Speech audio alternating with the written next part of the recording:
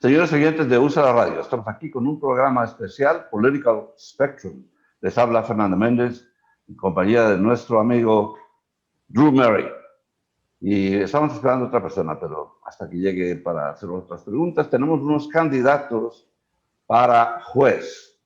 Y tenemos los nombres aquí: Judge David Spurgeon. Señores oyentes, tenemos a demócratas, Craig Levin for judge. His law is experience, service, and equity. So we're going to meet Judge David Spurgeon and Judge Levin, and then Drew is going to introduce two other candidates. Do we have two or three? Two additional candidates. So the other two candidates for Commonwealth Court is Commander GREEN-HAWKINS, and for Superior Court, Judge TIMIKA. So let's start with Craig. A few questions for Craig. So you want to give us some information, some brief bio, but who, where, how we find you here? Sure. Thank you for inviting me on to USALA's Political Spectrum. My name's Craig Levin. I'm running for the Court of Common Pleas. I am the fourth judge listed under the Court of Common Pleas. I'm ballot number 12. I'm a lifelong Philadelphian. I love this city. I grew up in West Oak Lane. When my parents got divorced, we moved up to the Northeast where I went to high school. I went to Penn State and graduated from Temple. I've been a lawyer in this city for 33 years, serving people. I've handled cases in the civil section, criminal, family law, orphans court. I still have an ongoing practice, but a big part of my practice is doing pro bono or free legal work for people in the underserved communities of our city. One of the organizations that I've been very active in for over 10 years is SALEA. It's a Spanish-American charitable organization. It's run by the president, is Eddie Lopez. Eddie's just a driving force in that program. What they do in that program, we do food banks. And recently, before the pandemic, they went over to Puerto Rico to help repair the damage done by Hurricane Maria. And that was our third trip over there. In addition, there's another gentleman, Sammy Sanchez, who does an amazing job raising money to buy iPads that are then distributed to the Philadelphia school system for use with autistic kids. In addition to that, I'm the chair of the legal department of the Philadelphia Democratic Party. That is not really a political position. I run the pro bono or the free legal services position there. And lastly, one of the things that I do where I serve the community is I'm a board member of Community Forgiveness and Restoration Initiative, which is a reentry program. I bring 33 years of experience, trial experience to the courtroom. In addition, I bring my life experience and my community service so I can understand the issues that affect the people in our city on an everyday basis.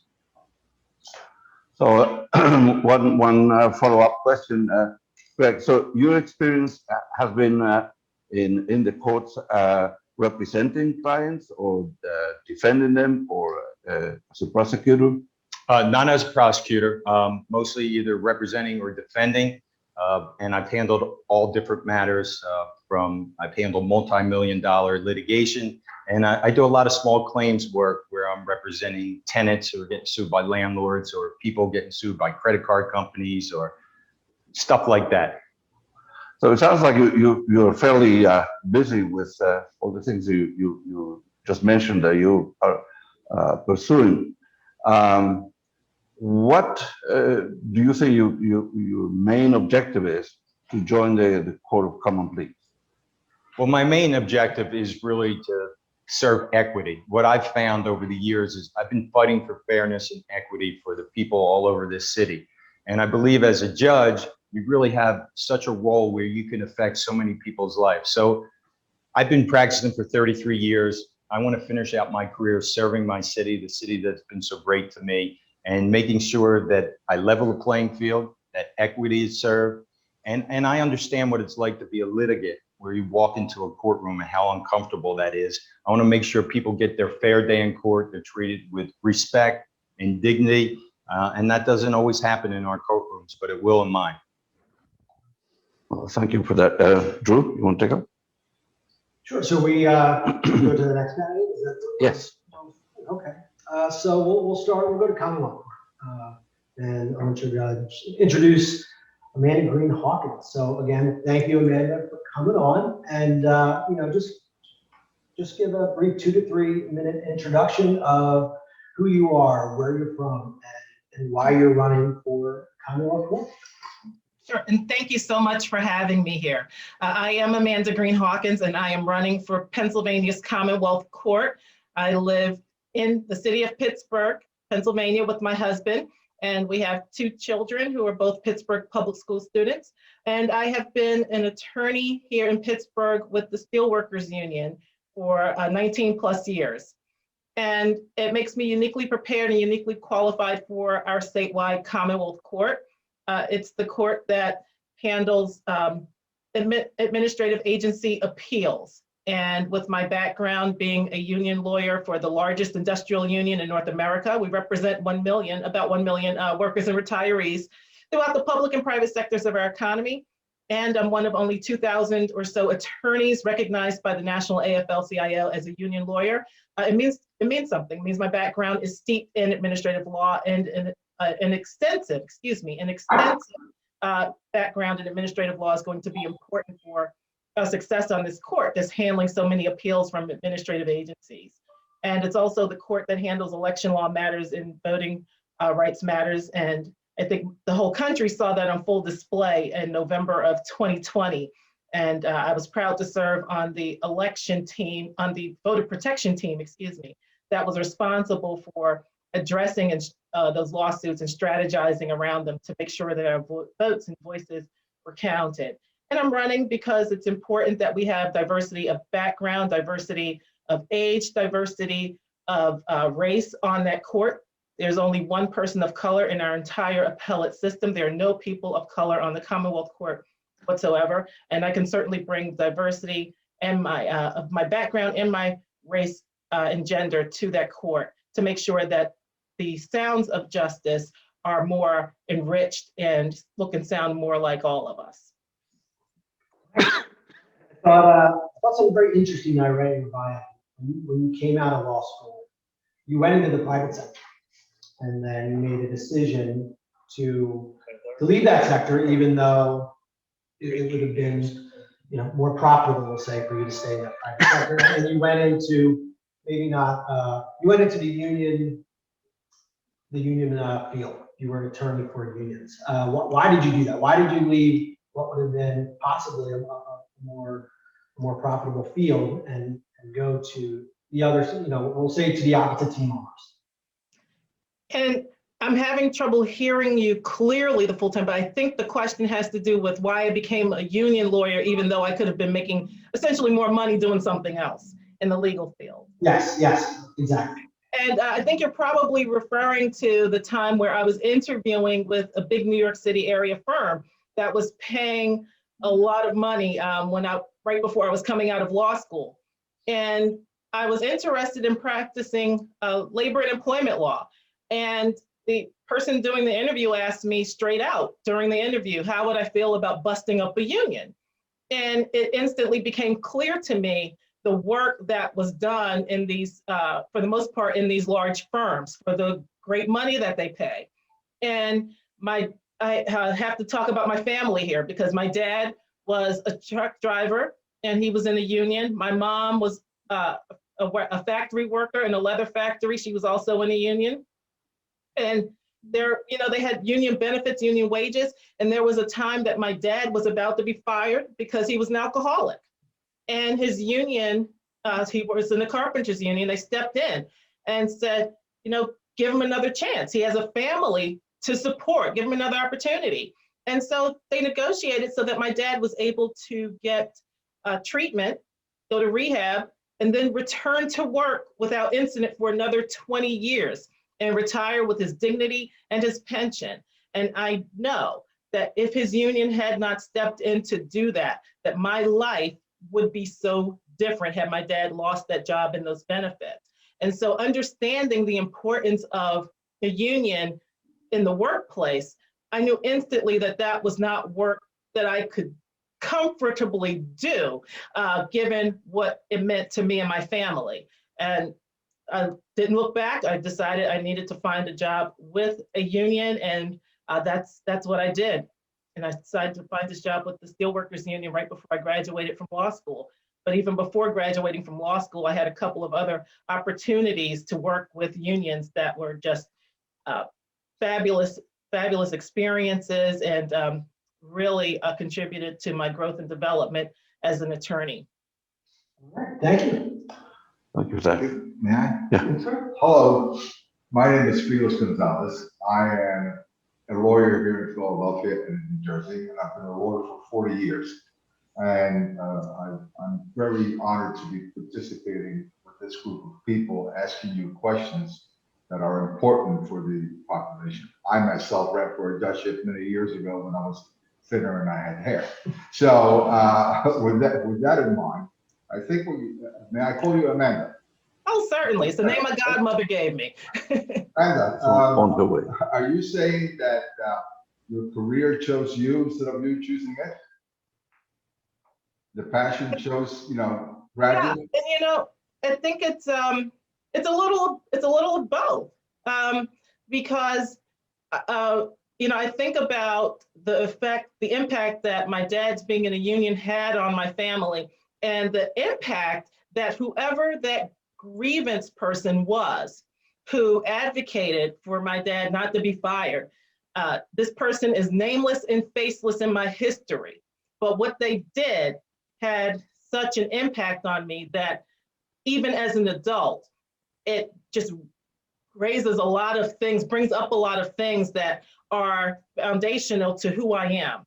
And I still could have chosen, to pursue that position with the large firm and bust up unions and all that. I have, when I graduated law school, I had over $100,000 in student loans. And so I understand that people need to make money to pay the bills. I still have student loans, but I made a choice. So it's about the career finding me as well as me choosing the career. It's like we found each other right at the right moment. And had that not happened, who knows where I would be? I don't even know if I'd be running for judge. My life would be so different.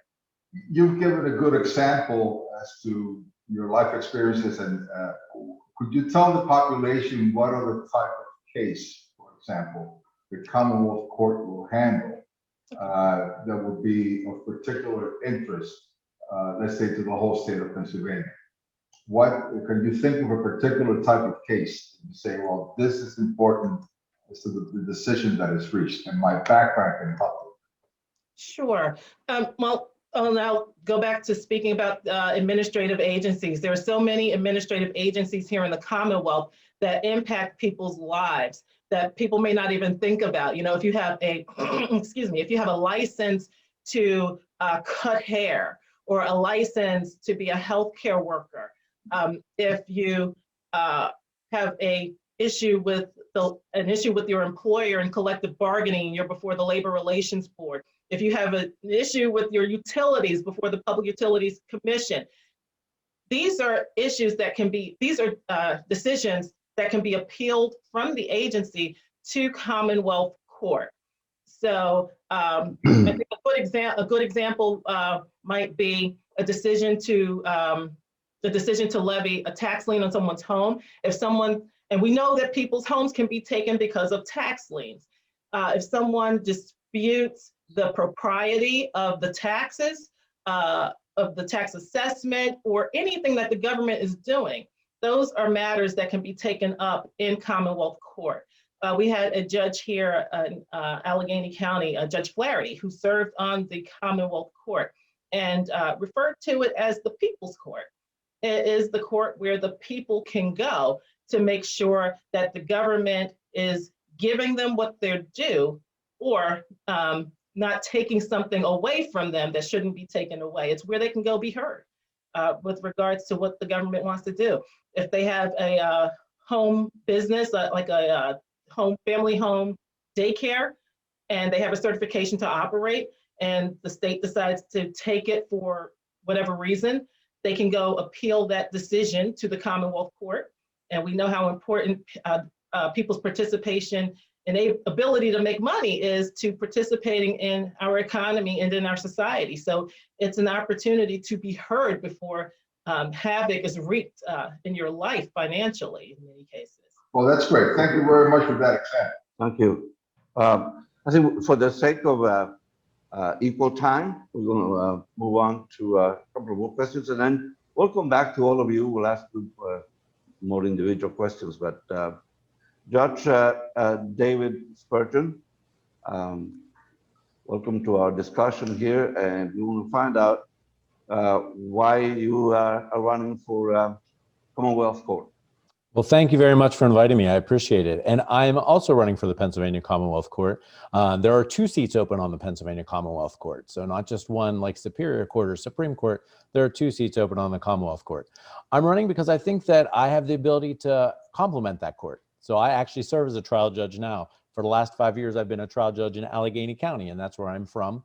And I serve in the family division there. So I deal with all issues pertaining to families, divorce, custody, support. I have a huge dependency and delinquency docket. So kids that get into trouble and kids that are removed from their homes because they may be abused, neglected, or abandoned. And that's what my focus has been. Prior to that, I spent about 19 years in the district attorney's office. I graduated from law school 25 years ago, and I spent about 19 of those years in the DA's office. And I'll be the first person to tell you I didn't plan on going and staying like many other people. I had a lot of student loan debt, and I thought I would go there and get some good trial experience so I could go make some money and pay off all these student loans. But I ended up falling in love with public service so much that I stayed 19 years. And I became the youngest deputy district attorney in Allegheny County history. And that's in our county, that's like a part of the management aspect of it.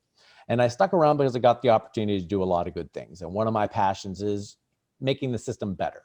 And one of the things I was able to do was participate in our problem-solving courts. So I became the supervisor of our mental health court unit, which is award-winning. It's one of the times where we saw, a revolving door between people with mental health issues and the criminal justice system. And we were able to get people out of our county jail and give them the services and the treatment that they needed in order to give them the ability to stop that revolving door. And we also learned that, it cost over $100 a day to keep somebody in our county jail. We could actually use those resources to stop the issue, the underlying cause of someone getting involved in the criminal justice system, and use those monies better, because no one actually really gets much better sitting in a jail. They're not going to get the underlying problem addressed.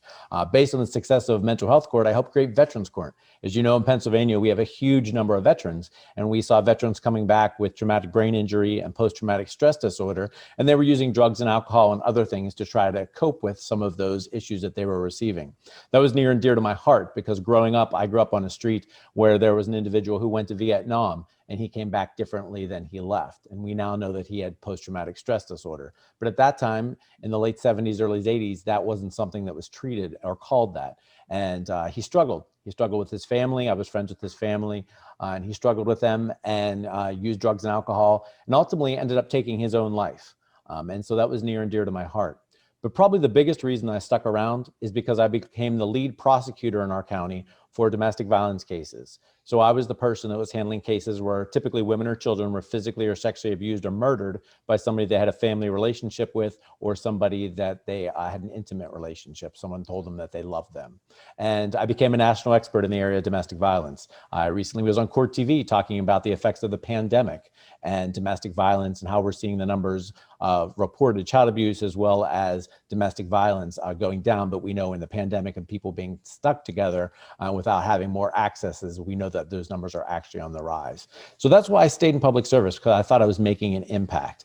And, I'm very proud to be highly recommended by the Pennsylvania Bar Association for this race. So I'm the only candidate on either side of the aisle that has received the highest rating by the Pennsylvania Bar Association for Commonwealth Court. Also happy to be the state endorsed Democrat for Commonwealth Court, as well as have the the endorsement of the Pennsylvania Democratic Latino Caucus of the state party. So that was important to me as well.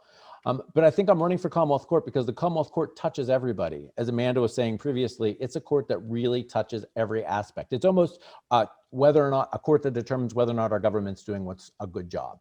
or a court that determines whether or not our social contract with government is everyone's upholding their end of the bargain on that social contract. So it touches so many things, such as, you know, education and the environment and every government agency. So any monies that the government expends or any money that you give to the government could possibly come before the Commonwealth Court. So it really is a court that has a daily impact on the lives of Pennsylvanians. And I think that we need to have a different perspective on there. And I think that I provide a unique perspective. You know, one of the aspects of that court is it serves as a trial court as well. So for me, it's one of the two intermediate appellate courts, you know, the middle level. Our court system in Pennsylvania is like a triangle. We have the Supreme Court on the very top of the tip of the triangle. And then at the lower end, we have the trial court, which is what Craig is running for. And then in the middle, we have two appellate courts, and we have the Superior Court, which Judge Lane's running for, and the Commonwealth Court, which Amanda and I are running for. And because of that, I think that we know that that is a court that has a little unique perspective.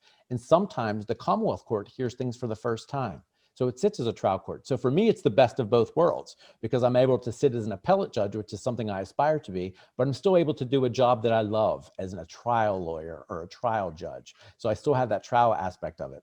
And it's important that we have people that understand how to make a good record for the trial court, because it does go to the Supreme Court. And I'm proud to say that in the 5 years that I've been on the bench, I've never been overruled for any decision I've ever made by a higher court. So that says that I'm able to make a good decision and make a good record at the trial level.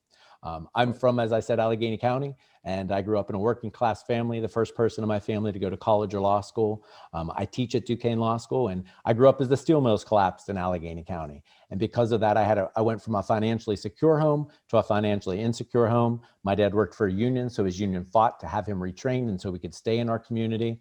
And as a result of that, we, you know, had to make some rough decisions. Any small monies my parents had for me for college or law school actually went to pay the mortgage payment and the light bill. So, you know, we have struggled, and you need people on that court that have understand the struggles that people have had, because this court's making impacts to everyday life, and they need to realize that everyday people and their effects are going to be affected by that court. Well, thank you, Judge. I think if the Republicans are looking for someone to help them with a filibuster, you could help them along with. You can speak long and seriously. So He's a lawyer. you're a lawyer, yes. I have one right here too. So the next questions will be from Drew Murray for Judge TIMIKA Lane for Superior Court. Hi, Drew. So, Judge Lane, thank you very much for coming on. I really appreciate it. I see you're a West Catholic. You went to West Catholic. I went to St. Joe's Prep, so I'm always happy to meet fellow Catholic lawyers to say we're Catholic late strong. So why don't you take a few minutes, Judge Lane, and just give some background, a little peek into your background, give a background of who you are, what you're doing now, and why you want to become a judge for Superior Court. All right, thank you. Thank you so much for having us on today and having this discussion about judicial candidates, because it's so important. Judges have a direct and immediate impact on people's lives. Judges can take your money, your life, your liberty, your money, and it's so important. So thank you so much. But my name is Judge TIMIKA Lane, and I'm running for Superior Court. I'm currently a judge on the Court of Common Pleas, and I want to thank each and every one of you too for voting for me and getting me there in 2013. And the Superior Court is an error correcting court, meaning they deal with criminal law, civil law, family law, anything dealing with children. And they look at the trial court to see if any errors were made on that level. And they make a decision from that. And it's so important because most cases in Pennsylvania stop at the Superior Court. The Supreme Court won't take them. Last year alone, the Superior Court heard 8,000 cases, and 70% of those cases were criminal matters. And we know that they disproportionately affect Black and brown people.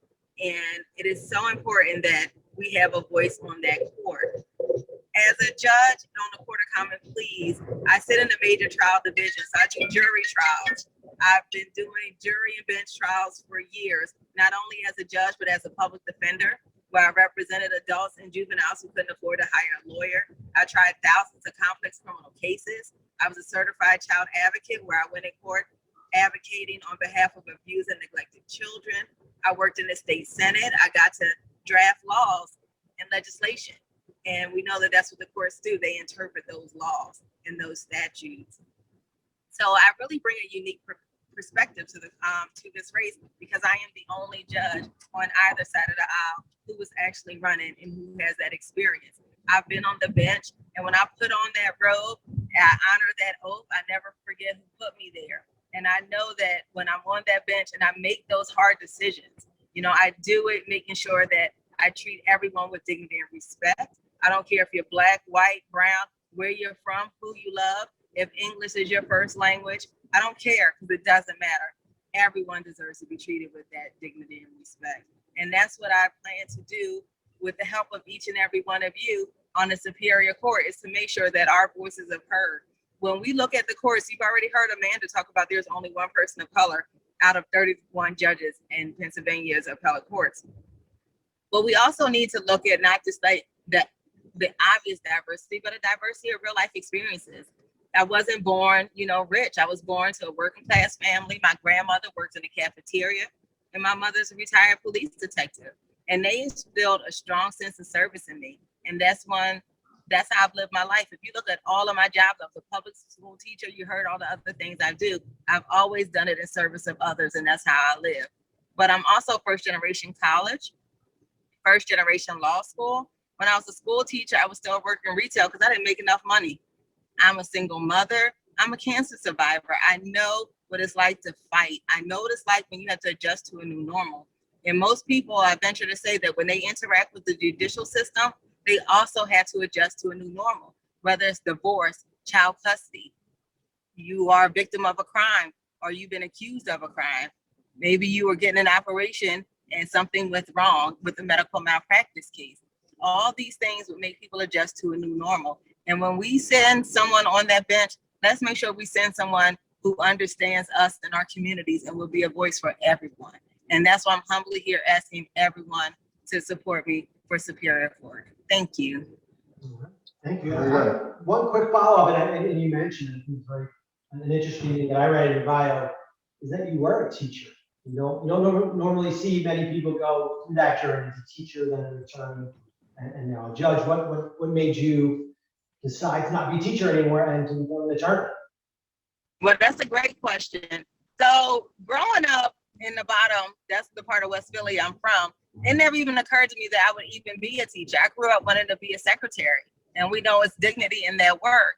But when I went to Howard University, it was like a calling to teach. So I was really fortunate that I got to teach 7th grade social studies.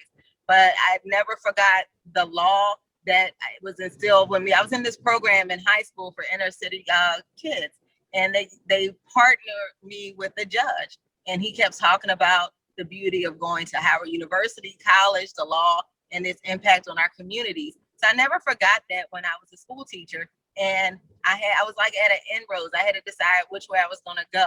And then after prayer, I wound up applying to law school. And as they say, the rest is history. Can I ask, out of curiosity, Judge Lane, who was the judge that partnered you with? That's a great question. Judge John Braxton. John Braxton?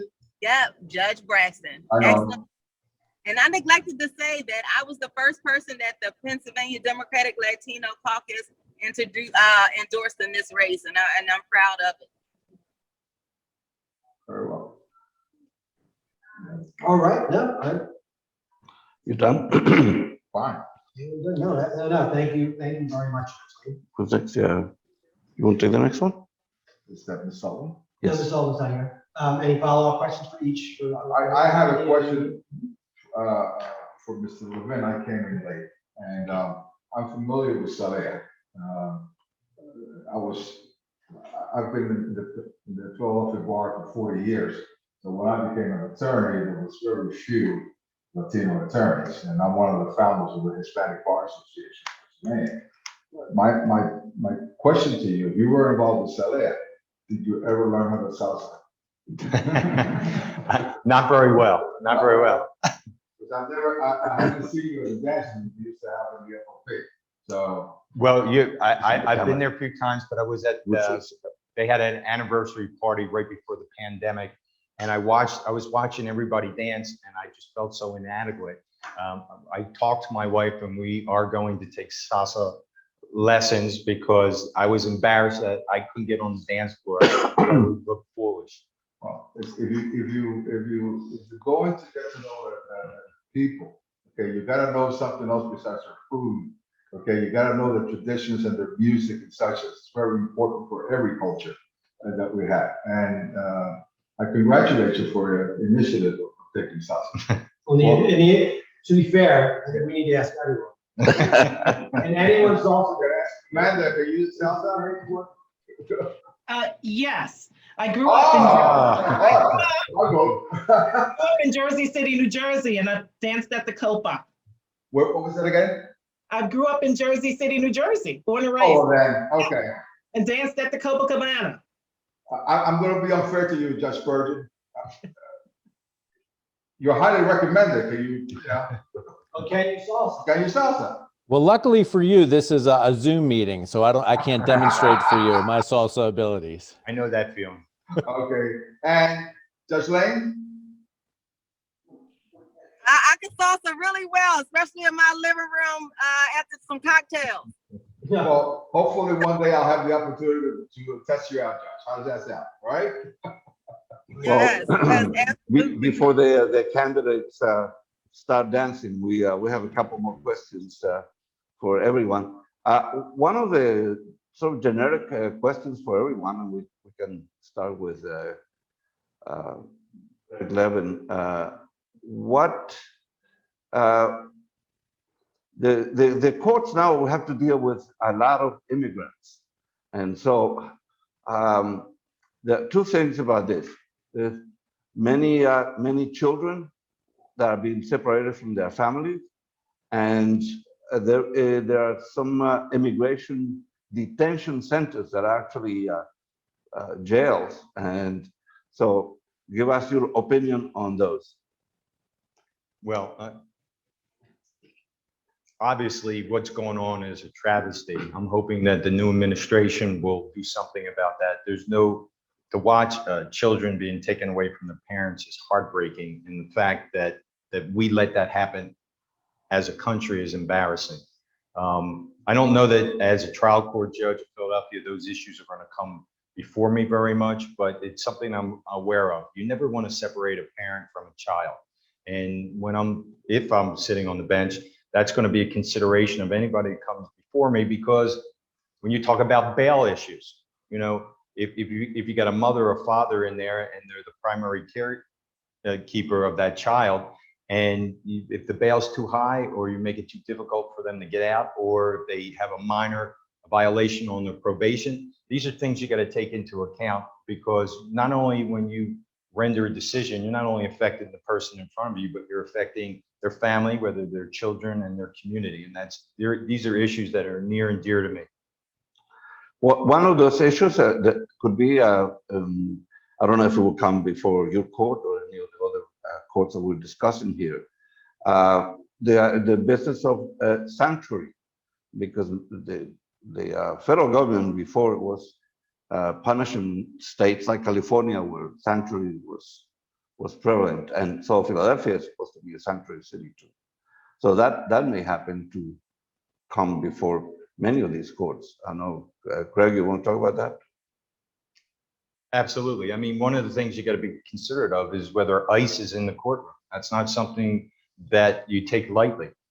It chills people from coming to court, whether they're witnesses or they're litigants. So that's an issue. We are a sanctuary city, and you have to respect that in the courtroom. And I don't want people coming into my courtroom being intimidated because ICE is there, or they're worried they're going to be deported. Good. Judge David Spurgeon, same question. So absolutely, I think that's something that we all have to take into consideration. There's a lot of issues that I deal with immigration cases, because I deal with cases involving kids. And, we have cases where people are within the child welfare system, and their status isn't completely determined. So that's something that always comes in front of a trial judge. In terms of the Commonwealth Court, one of the things that makes the Commonwealth Court unique from any other court in the country is it deals with specific government issues. So it could come before the Commonwealth Court if we're dealing with something specifically about the use of state tax dollars to deal with any aspect regarding immigration.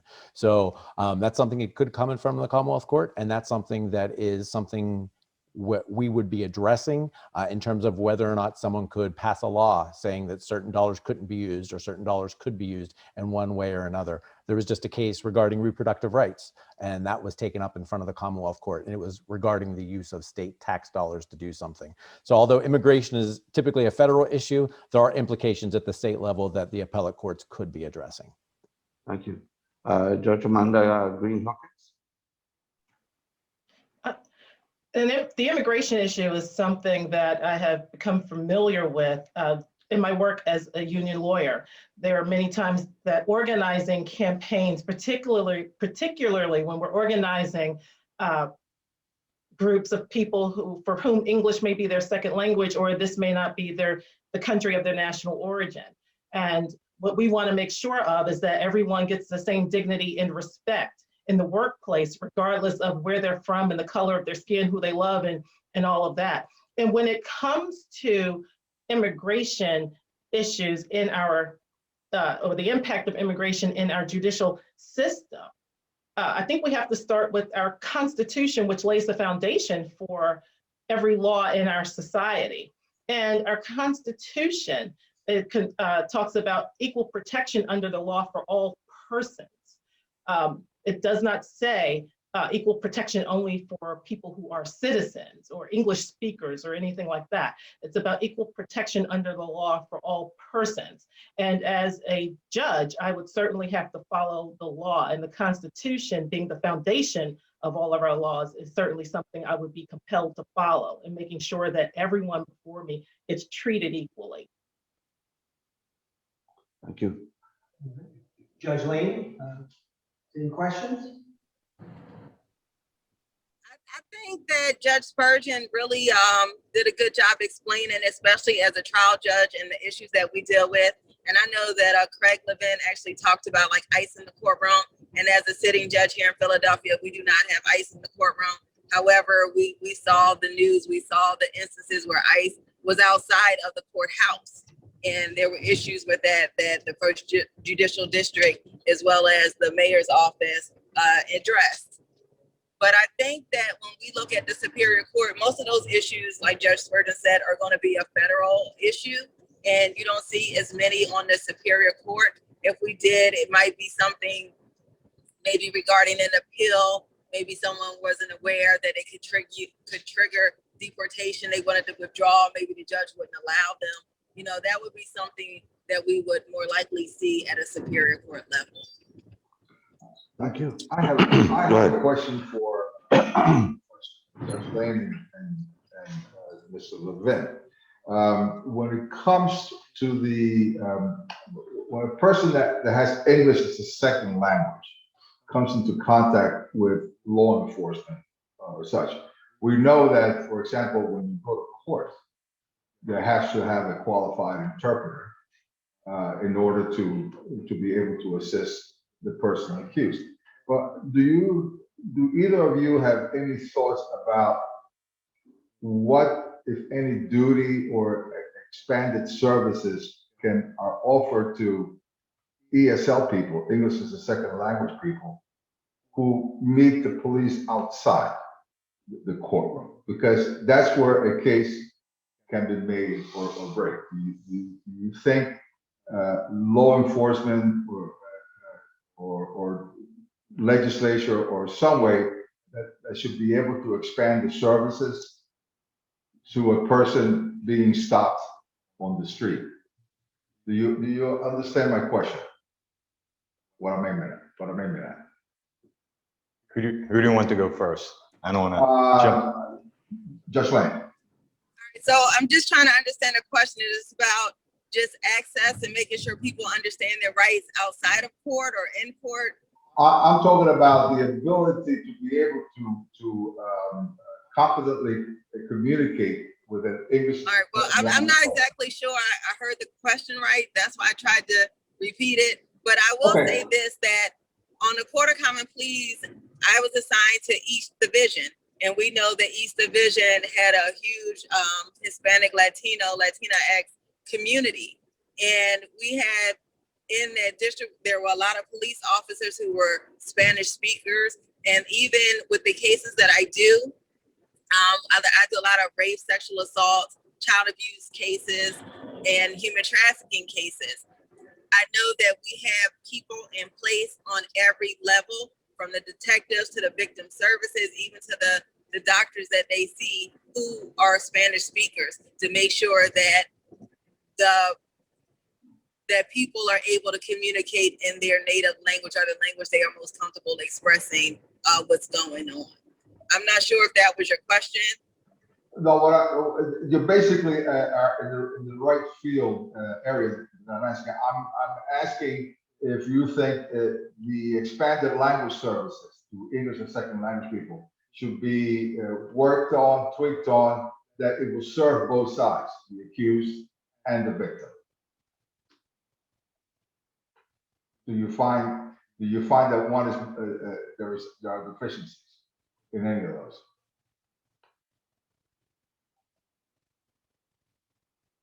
Judge Lane?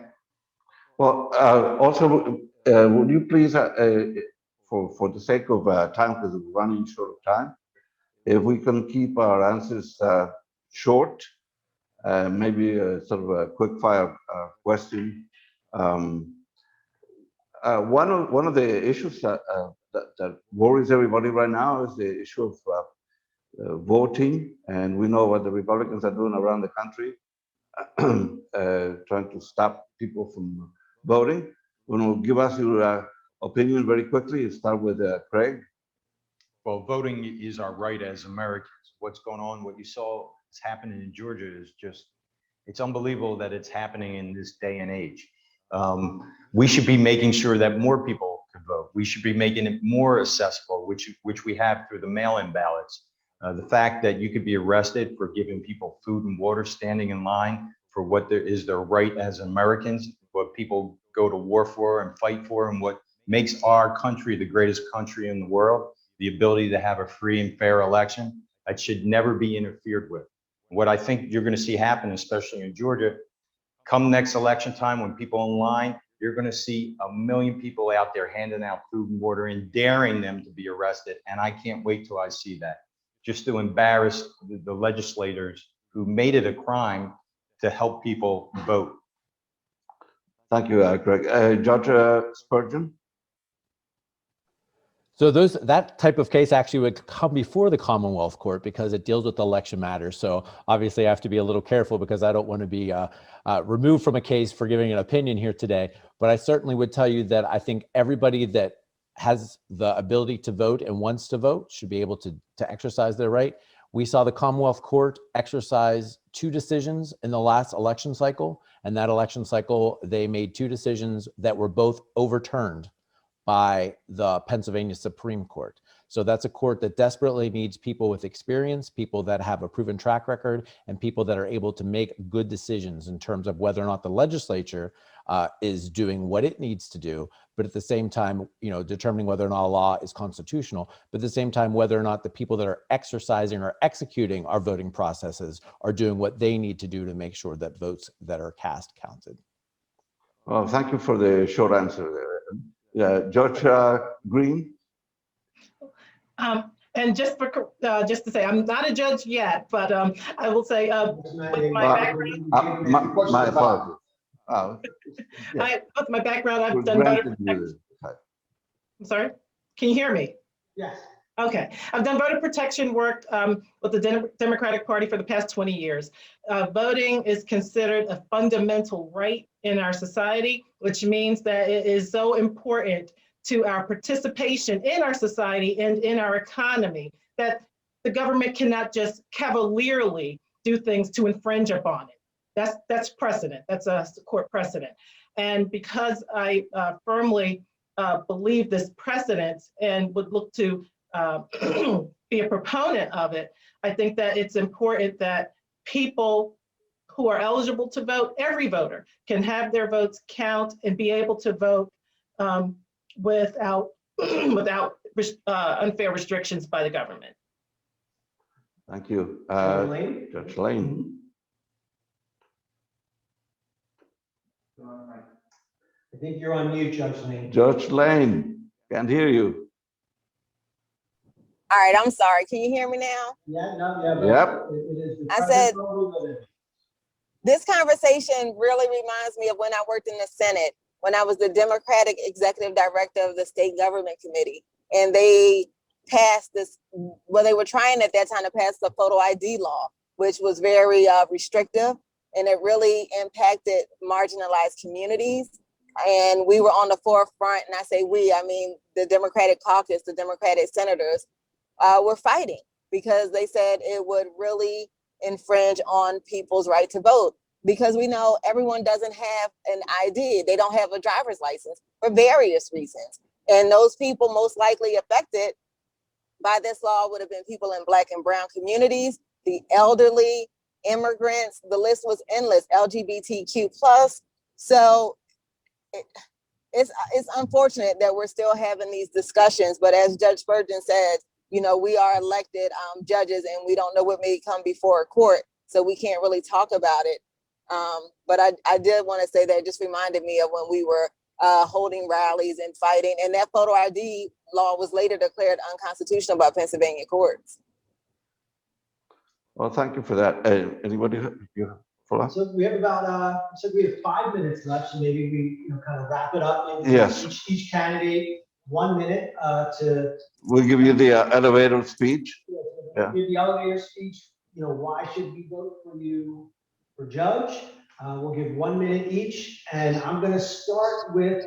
We're looking at the photos on the screen, so I'm going to start with TIMIKA Lane and make my way. What we're looking at and make our way up. So, Okay. Judge TIMIKA Lane is 60 seconds. Thank you. Thank you so much for having us here and allowing us to have this discussion. As I stated in the beginning, it's so important that we talk about judicial elections and judges, because we all know judges matter. And we've seen time and time again how the courts have been the protectors of democracy and making sure that everyone's voice is heard and that everyone gets a fair and just trial. I'm just sitting here just pondering about all these things that have been happening in this world, and people are starting to really see the impact that a judge can have. And we matter. The Superior Court is the final stop for most people in Pennsylvania. So let it be the person that we send on this bench in this election, someone who is from our community, someone who understands us. It will be a voice for us in our issues, because it matters. Real life experience matters. I am the only judge in this race who has made hard decisions. And I just really want to say thank you. Thank you, Judge Spurgeon. And I'll echo what Judge Lane said. We are one of the 3 branches of government, the judiciary, and we have a bigger impact on a daily basis than many people realize.